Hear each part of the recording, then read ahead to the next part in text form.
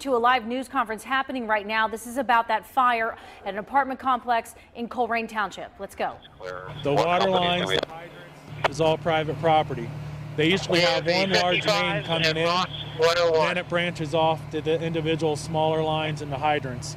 And this is one large circular loop, so it's a closed system. So once you start tapping into that water supply, you're only limited to the piping that's in the very front of the supplying the entire complex. So for us to get about 1,200 gallons of water a minute right now would have been a beautiful thing to have. And I'm sure we were well under that in the height of the firefight. Can you talk about some of the other challenges and the extreme cold temperatures for your firefighters? Well, the cold temperatures, we can deal with that. The fire gear we have is actually fairly thermal. The problem that we encounter is the harsh winds.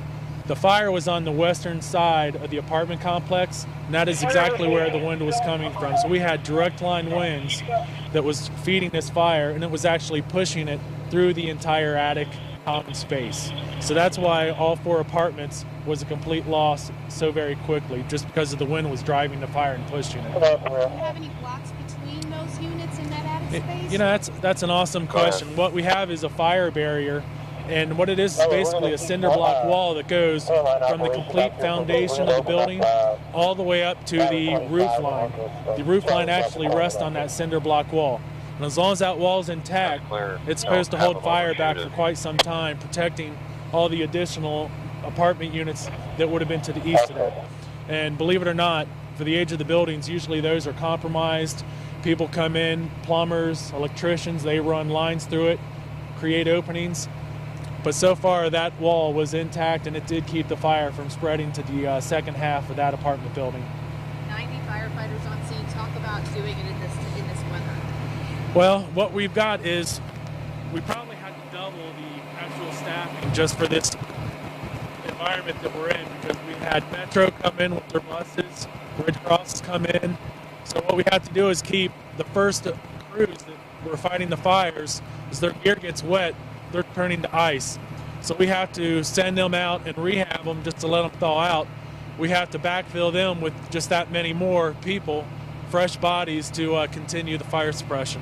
Anybody hurt? There was not one soul hurt on this scene that I've been notified. No occupants. It was nice that it's during the daytime. They discovered the fire quickly, called it in, and believe it or not, even with all this ice on the ground, I've not seen or heard of one injury, which is pretty uncommon. It's spectacular.